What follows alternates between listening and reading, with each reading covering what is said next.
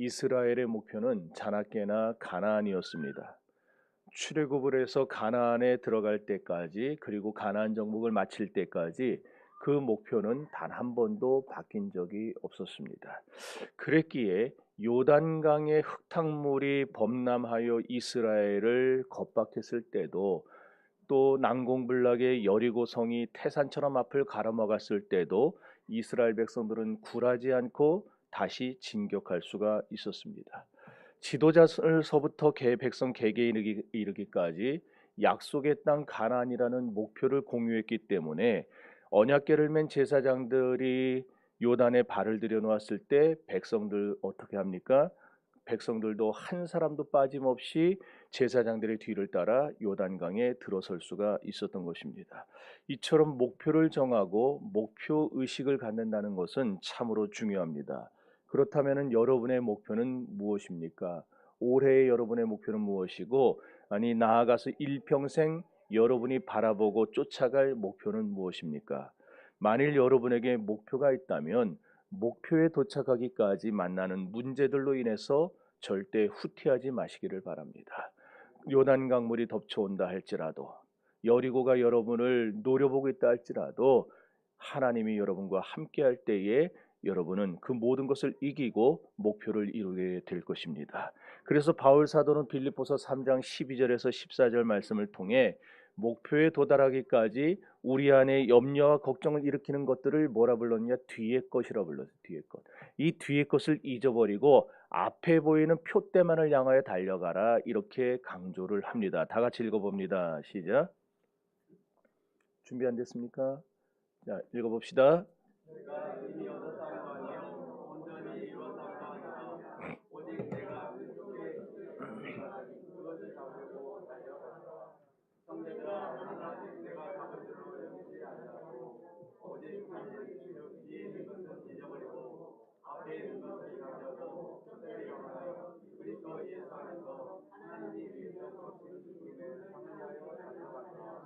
다시 말씀드립니다. 뒤의 것은 잊어버리세요. 여러분을 겁박하는 것들은 잊어버리세요. 그리고 앞에 있는 것을, 그 목표를 향해 달려가시기를 바랍니다.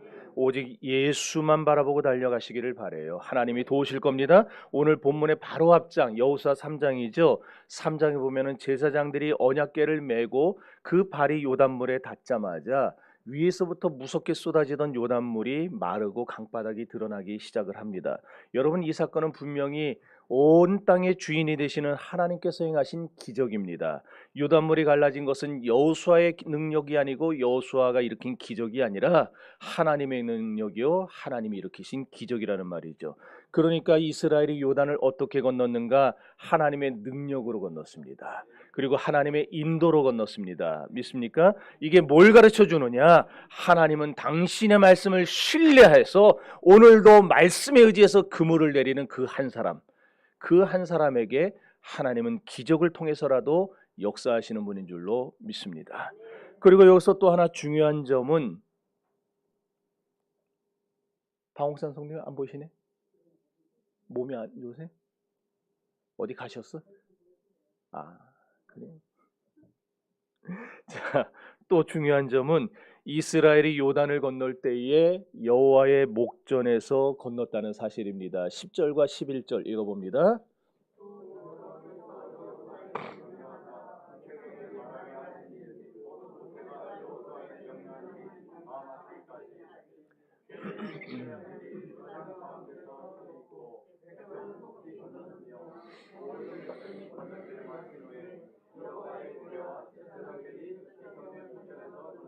보세요.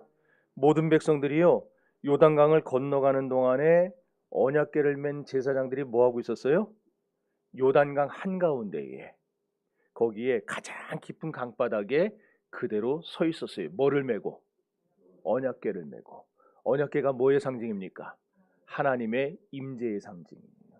그러니까 하나님이 보고 계시는 그 앞을 백성들이 건너갔다라는 거예요. 그리고 백성들이 모두 건넌 다음에야 제사장들이 강에서 올라왔고, 제사장들이 올라오고 나니까 그제서 멈췄던 요단물이 다시 흐르면서 소용돌이 치며 흘러가기 시작했다라는 겁니다. 제일 먼저 강에 들어간 사람이 누구? 제사장들. 제일 늦게 강에서 나온 사람들이 누구? 제사장들. 그러니까 제사장들이 제일 먼저 물에 들어갔고 제일 늦게 나왔어요. 이거는 목회자가 제일 먼저 희생해야 되고 제일 먼저 앞장서야 된다는 거예요. 그럼 거기서 아멘을 왜 해요? 좋아요. 그럼 목회자만 그러느냐? 이제 나오나 안 나오나 봅시다. 목회자만 그러느냐? 그 뒤를 누가 따라 들어갔어요? 백성들이 따라간 거 아니에요. 거기 잘 보시면은 누가 따라 들어가요? 백성의 대표들이 따라 들어갔어요. 각 지파에서 몇 명씩? 한 사람씩 모은 그 12명. 그 사람들이 그 뒤를 따라 들어갔어요. 1절에서 3절 읽어봅시다. 시작.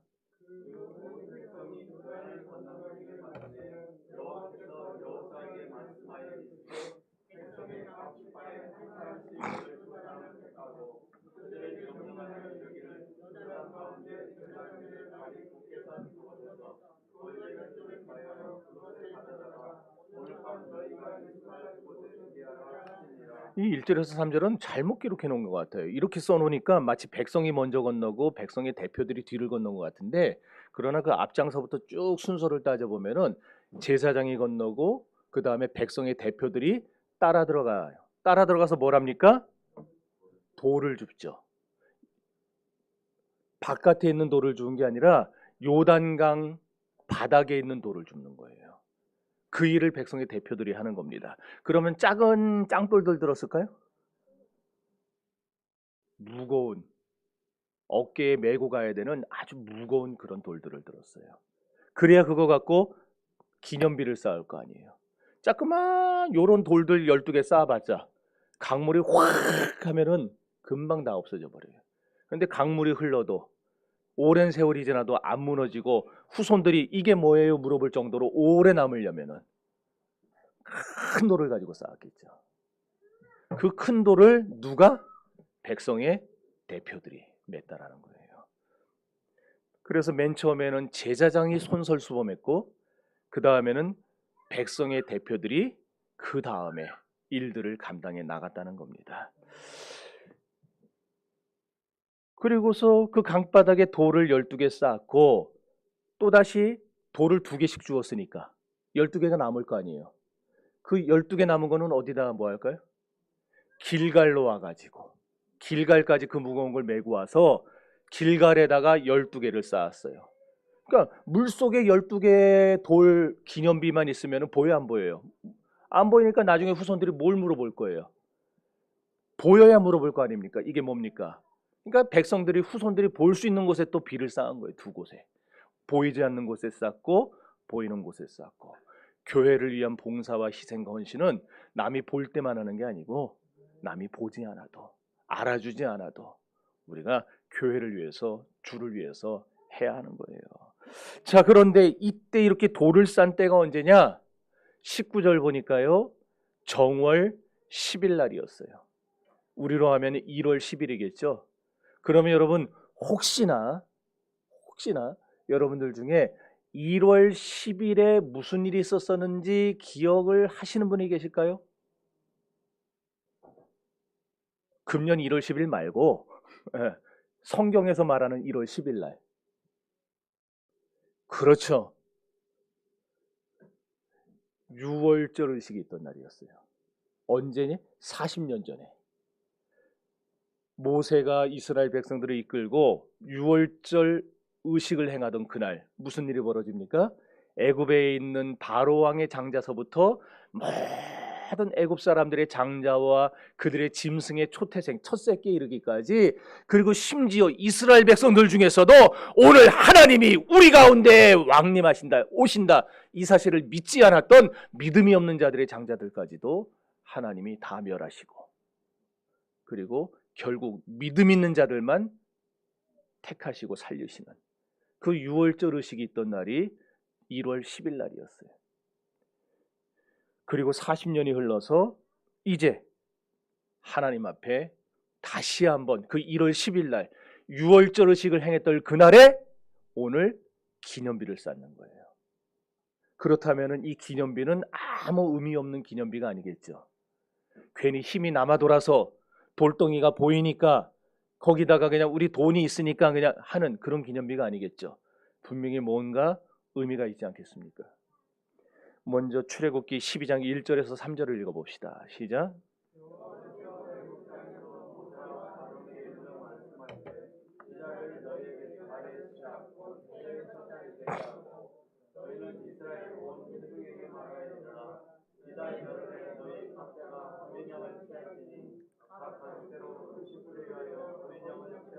네, 됐습니다. 12돌의 기념비를 몇 군데 세웠다고요? 2군데. 하나는 어디요? 요단강 한가운데. 또 하나는 길갈에. 자, 그런데 이때 누가 세운 거예요? 제사장이 세웠습니까? 목회자가 세운 거예요? 아니에요. 백성의 대표들이 세웠다 그랬어요.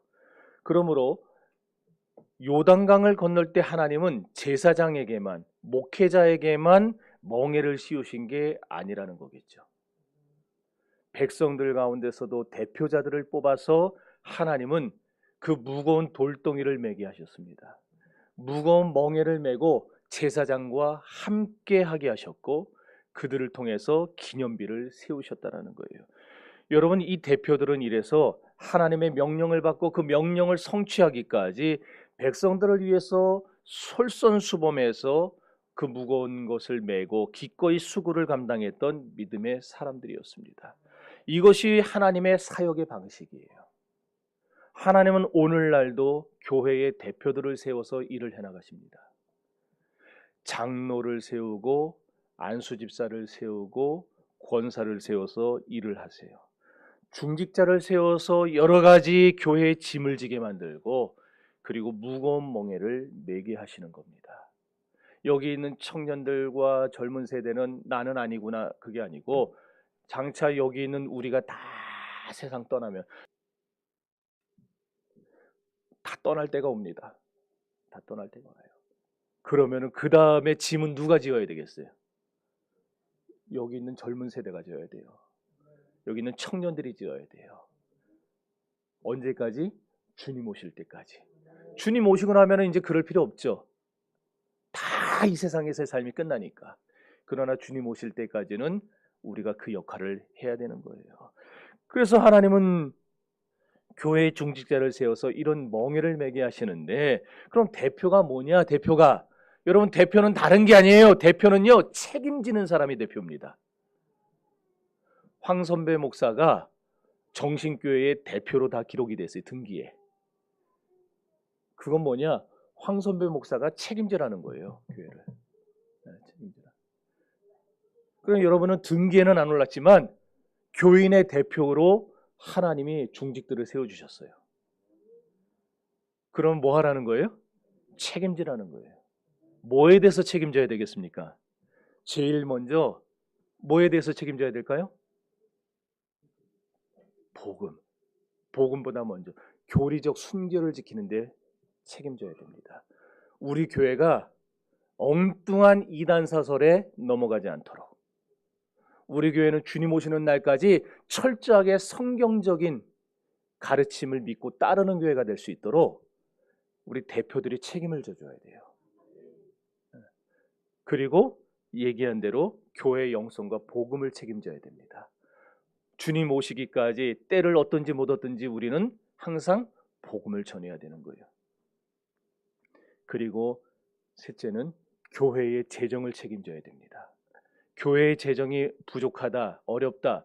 그럼 중직자들이 그 재정을 책임져야 돼요. 우리 교회 재정이 부족한데 그 말 하라고 세우는 게 아니고 재정이 부족하면 내가 채우라고 하나님 중직을 세우는 거예요. 그리고 교회의 구제를 책임져야 됩니다. 교회는요 어려운 사람을 도와야 됩니다. 힘든 사람, 우리 교회도 어려운 사람이 있을 수 있고 우리 교회 바깥에도 어려운 사람이 있을 수 있어요. 그런 주변에 어려운 사람이 있나 없나를 살펴보라고 중직을 세우는 거예요. 그래서 목사에게 보고해야 됩니다. 목사님, 우리 교회에 아무개가 지금 이렇게 어렵습니다. 우리 교회 바깥에 누가 있는데 그 사람 예수를 안 믿지만 이렇게 어렵습니다. 우리 교회가 좀 도와야 되지 않겠습니까? 그거 하라고 중직들을 세우는 거예요. 그래서 목사를 도와서 신령한 사모를 해야 됩니다. 십자가의 도가 온전히 전해지도록 교회의 모든 역량을 총동원하고 우리 교회 내에서 차세대 영적 지도자들이 나올 수 있도록, 우리 지금 어린애들, 우리 지안이 같은 애들이 20년 30년 뒤에 우리 교회에 끌고 나갈 수 있는 지도자들이 될 수 있도록 우리는 책임지고 교육해야 됩니다. 그 일을 중직자들이 하는 거예요. 그래서 그런 일을 하라고 장로를 세우고 집사를 세우고 권사를 세우는 거예요. 지금까지 우리 교회 중직자들이 그런 일을 열심히 잘 해오셨는 줄 압니다. 참 잘하셨습니다. 우리 옆에 보시면서 한번 격려해 주세요. 참 잘하셨습니다. 이제 그 바통이 누구한테 갔어요? 누구한테 갔어요? 이제 대답을 안 하네. 그렇죠. 나에게 온 거예요. 나에게. 여러분이 그거 하셔야 돼요. 이제. 자, 그런데 그래서 앞으로 우리 교회에 이렇게 주님이 매주신 무거운 짐을 제가 지겠습니다 하는 사람들, 제가 지겠습니다가 아니고 제가 지겠습니다, 내가 지겠습니다, 그렇게 말하는 사람들이 많아질 수 있기를 바랍니다.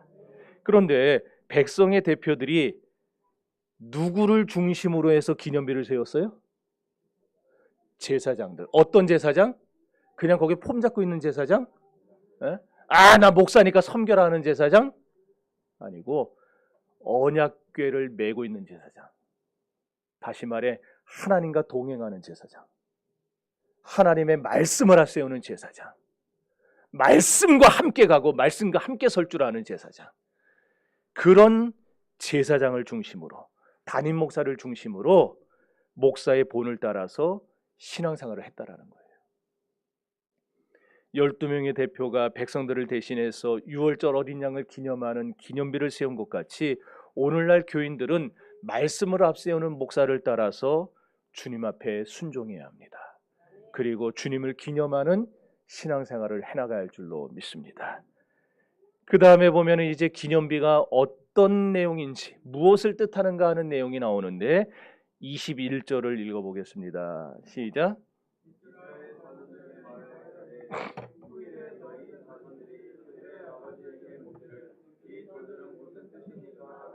잠깐만요. 저 왜 여호수아가 4편이에요? 다시 띄워줘 보세요. 네. 전에 했던 거에 덮어쓰기 해주구나. 시편에다가 시편은 왜 시편이라 하는지 말씀드렸죠?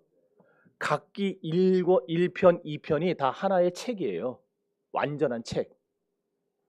다른 성경처럼 1장, 2장 이어서 묶어가지고 하나의 책이 된 게 아니고 시편은 1편이 완전한 책, 2편이 완전한 책이라 책들을 모아서 편집했다 그래서 시편이라 부르는 거고 나머지는 다 장입니다. 제가 유튜브 설교 한 거 이렇게 다시 모니터 하다 보면은요, 시편 33장 이렇게 해놨더라고요. 거기는 또 시편은 장이 아니고 편이에요. 기억하세요? 아우 또 잔소리. 자, 6절에도 보면은요, 이 기념비를 뭐라 불렀느냐? 이 기념비가 표징이 된다라고 했어요. 표징이 된다. 또 7절에 보면은 영원한 기념이 된다고 했습니다. 여러분, 기념이란 말이 뭐예요? 과거에 일어났던 어떤 사건이나 인물을 다시 생각하는 겁니다. 다시 생각하는 거. 그게 기념이에요. 성경에는 이렇게 과거에 있었던 어떤 사건을 다시 생각나게 해주는 대표적인 것들이 나오죠. 그 중에 하나가 아까 얘기했던 유월절. 이 유월절은 뭘 기억나게 해주느냐? 출애굽을 기억나게 해줍니다. 또 사무엘상에 나오는 도움의 돌 아시죠? 에베네셀. 에베네셀은 뭘 기억나게 해주느냐? 하나님이 여기까지 우리를 도우셨다, 우리를 구원하셨다, 그걸 기억나게 해줘요.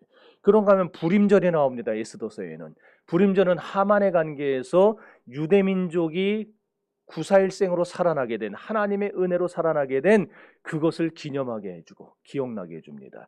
그리고 성경에서 과거의 일을 가장 기억나게 해주는 가장 중요한 일이 뭐냐?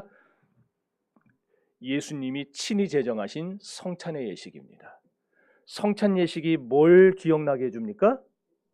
예수님이 우리를 대신에 십자가에 달려 피를 흘려주시고, 우리를 대신에 몸이 찢겨 죽으시고, 그리고 우리를 위해 죽으셨다가 사흘 만에 부활하신 그 주님의 대속의 죽음과 부활을 기억하게 해주는 것이 성찬의 예식이에요.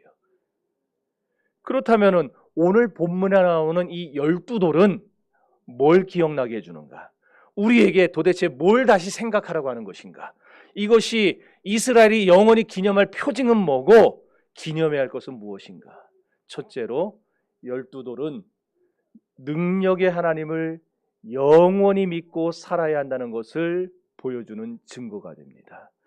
훗날 우리가 읽은 대로 21절에 자손들이 봤어요. 길갈에 세워진 이 12돌을 보고 질문을 하는 겁니다. 이게 뭡니까? 이게 뭡니까? 그랬더니 그 조상들이 말하기를 이것은 하나님께서 그 능하신 손으로 우리의 조상들을 건져내시고 구원하신 증거다.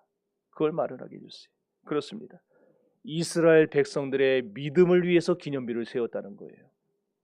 이스라엘이 전능하신 하나님을 굳게 믿도록 만들기 위해서 기념비를 세운 겁니다. 하나님이 홍해를 가르신 이유, 하나님이 요단강물을 말리신 이유, 하나님이 여리고성을 무너뜨리신 이유, 그 모든 것을 기억해야 되는데 그 이유가 뭐냐?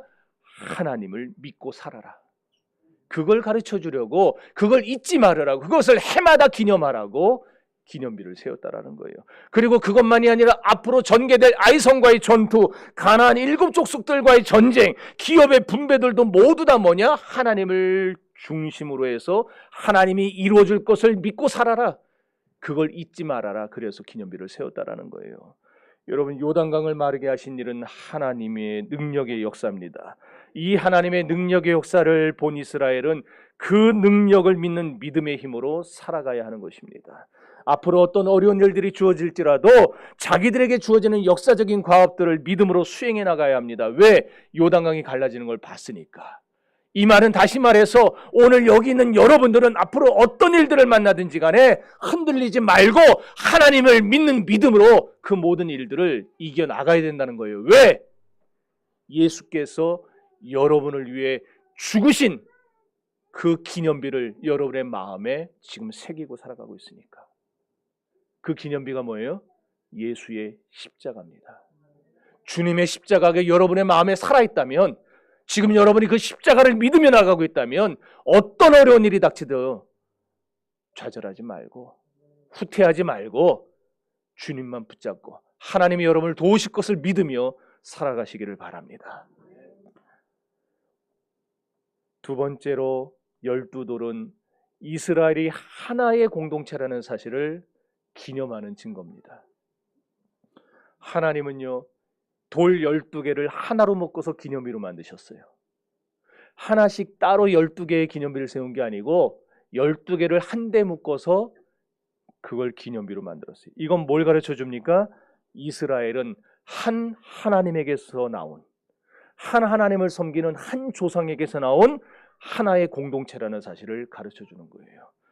아브라함의 하나님, 이삭의 하나님, 야곱의 하나님이 바로 누구의 하나님이다? 여호수아와 이스라엘의 하나님이다. 그리고 더 나아가서 누구의 하나님이 되신다? 오늘 여기 있는 정심교회의 하나님이 되시고 나의 하나님이 되신다.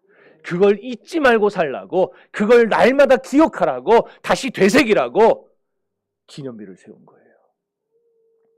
이스라엘은 한 하나님과 한 조상을 가졌어요. 그리고 또 동일한 구원을 받았습니다. 그러기에 12돌이 함께 똘똘 뭉쳐있는 것처럼 우리는 하나된 공동체를 이루어가야 됩니다. 우리가 받은 구원의 은총이 하나입니다. 우리의 믿음도 하나입니다. 우리가 믿는 하나님도 한 분이십니다. 따라서 정신교회는 각기 12돌로 모여있지만 이 12돌들은 다 하나를 만들어야 됩니다. 여러분의 출신 성분은 다 달라요. 경상도, 전라도, 충청도, 경기도, 서울 다 달라요. 그리고 교파도 다르고 여러분이 출신 교회도 다릅니다. 여기를 통해서 처음 예수 믿은 사람도 있겠지만 다른 교회를 통해 예수 믿다가 어떤 일들이 있어서 이사라든지 아니면 어쩔 수 없이 이곳에 모이게 된 사람들도 여기 많아요. 그 다양한 사람들, 다양한 열두돌들, 그 열두돌이 여기서 제각각 말소리를 낸다면 어떻게 되겠습니까? 열두돌은 하나가 되어야 됩니다. 오늘 여기 저와 여러분들은 다 다르지만 그러나 우리는 앞으로 한 하나님을 모시는 한 교회의 하나된 공동체가 되어야 할 줄로 믿습니다. 하나님을 헌신하고 따르는 것에 있어서 우리는 서로 어울려야 돼요. 저 사람은 왜 저렇게 유별나? 저 사람은 왜 이렇게 믿음이 안 자라? 하나님이 보실 땐 그 사람보다 내가 더 문제예요. 오늘 우리는 하나 될 수 있기를 바랍니다. 세 번째로 12돌은 옛사람이 죽고 새 사람이 새 출발을 하게 됐다는 것을 기념하는 증거입니다. 왜 안 나옵니까? 12지파의 대표들이 강바닥에 세웠던 12돌의 기념비는 나중에 아까 말씀드렸죠. 물이 다시 흐르기 시작했을 때 어떻게 됐어요? 다 잠겨서 보이지를 않아요. 뭘 말합니까? 우리의 옛생활, 우리의 옛사람, 우리의 옛생활, 그것이 어떻게 됐다는 거예요? 죽었다는 거예요. 여러분, 옛습관 살아있으면 안 돼요. 예수를 믿고 나서 여전히 과거에 하던 것들, 그런 습관들, 행동들 살아있으면 안 돼요. 그것이 살아있으면 어떻게 됩니까? 여기서 툭툭 튀어나오는 거예요. 교회 일하다가 팍 튀어나갔고, 튀어나온 게 어떻게 되겠어요? 옆에 있는 사람 패기가 그렇게 더해요? 그렇게 되면 안 돼요. 애굽에서 종살이했던 노예 생활의 종말을 뜻하고 광야 행군의 종지부를 뜻해요. 옛사람이 죽었다는 거죠. 그리고 나서 이제 육지인 길갈에다가 새롭게 12돌의 기념비를 세운 것은 뭘 말하느냐? 이건 이제 새 출발을 하게 된다는 걸 말하는 거예요. 출발. 새 역사를 의미합니다. 내 옛사람은 장사 지냈고 이제는 나는 새 사람을 입어 그리스도와 함께 산다.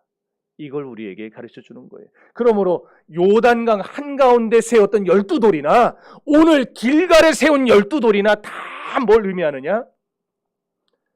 내가 그리스도와 더불어 세례를 받고 그리스도 안에서 새 사람이 되어서 이제 나의 모든 것은 다 십자가에 장사 지내고 이제 나는 사나 죽으나 누구만을 위해? 하나님만을 위해, 예수 그리스도만을 위해 살아가는 사람이 되었다. 이것을 우리에게 계속해서 생각나게 해주고 되새기게 해주는 그런 표징이 되는 거예요. 그래서 오늘 6절과 21절에 이것이 표징이 될 것이라 그 말을 한 겁니다.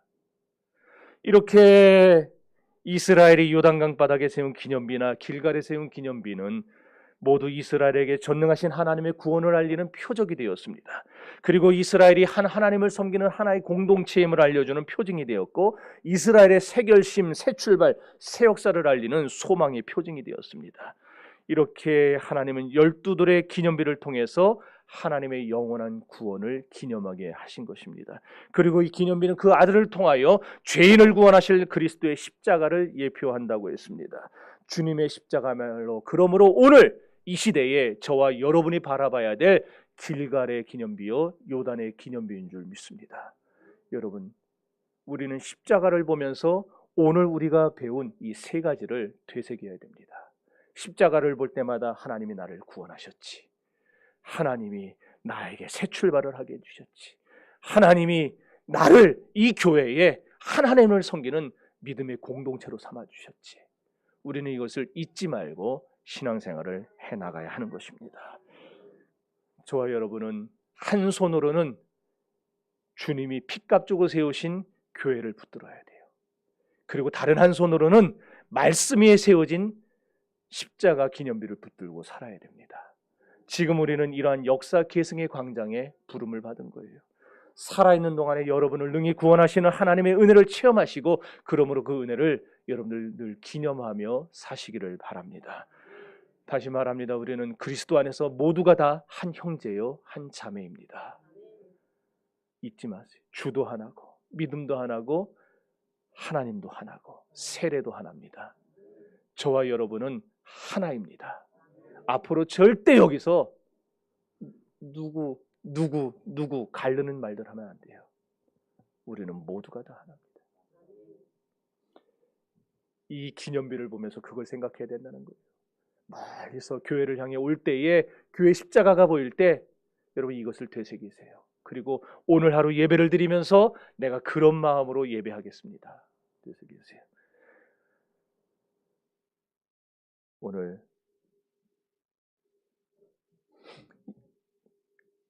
예수 십자가가 우리가 붙들고 바라봐야 될 십자가라는 기념비라는 거, 그걸 기억하시고, 그것도 어떤 십자가? 말씀에 선 십자가. 여호와 하나님이 언약궤 앞에서 한 덩이의 기념비가 된 것 같이 오늘날 우리 열두 돌들이 말씀 앞에서, 말씀의 십자가 앞에서 한 덩이의 기념비가 되어야 할 줄 믿습니다. 그럴 때 우리가 제대로 역할 감당하는 거예요. 그게 진짜 교회가 되는 겁니다. 수많은 교회는 다 있어요. 이 독산동, 요 독산 사동에만도 수십 개의 교회가 있어요.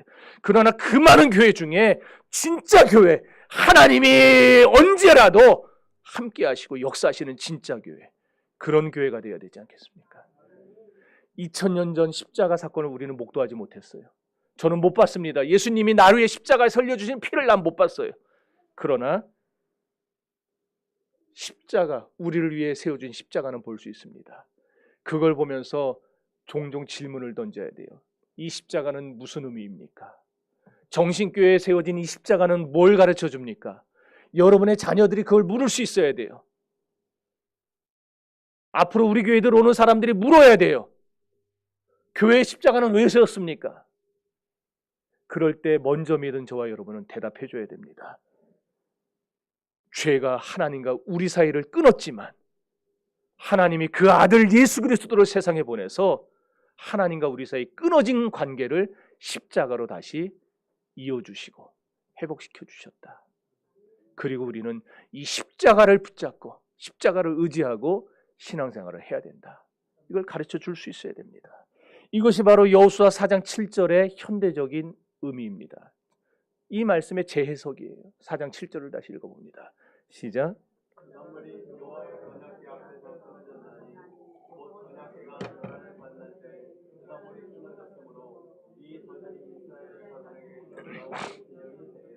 여러분, 예수의 십자가는 하나님이 인류 가운데 세우신 영원한 기념비입니다. 그런데 주님은 이 기념비를, 이 십자가 기념비를 승천하시면서 교회라는 조직체에게 주셨어요. 그래서 교회는 언제나 어느 곳에 어떤 교파로 세워지든지 간에 십자가를 앞장 세우게 되어 있는 것입니다. 그러므로 오늘 저와 여러분은 오고 오는 모든 세대 중에서 우리의 표징과 표적으로 뭘 삼고 가야 된다? 교회, 그리고 교회 위에 세워진 십자가. 자, 그런데 여러분, 이스라엘이 12돌을 세워서 요단강이 갈라진 거였나요? 그건 아니죠. 이스라엘이 세운 12돌은요, 하나님이 갈라주신 요단강을 기념하는 그 돌에 불과했던 거예요. 그러므로 눈에 보이는 이 건물, 이 교회, 우리가 사랑하고 아껴야 되지만, 그러나 이것이 우리가 경배해야 될 대상은 아니에요. 그리고 저 위에 세워지는 십자가도 우리가 경배해야 될 대상은 아닙니다. 그래서 예전에 여기 있던 십자가를 제가 떼어버렸어요. 교회 안에는 어떤 것도 하나님의 말씀을 대신할 수 없습니다. 우리가 자랑해야 되고 경배해야 되고 우리가 온전히 우리의 몸과 마음을 다 바쳐 섬겨야 될 유일한 대상은 교회가 아니에요. 십자가도 아니에요. 그럼 뭐냐?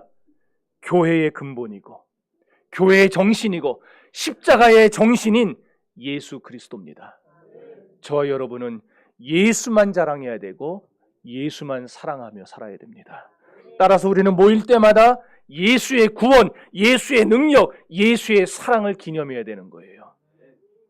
우리 교회를 그래서 예수를 주로 고백하는 기념비적 장소로 만들어 가야 됩니다. 우리 교회가 이렇게 좋아, 우리 교회가 이렇게 아름다워, 그걸 자랑하는 게 아니라 우리는 이곳에 모일 때마다 우리를 구원하신 예수 그리스도를 자랑하고 그분 앞에 무릎을 꿇어야 됩니다.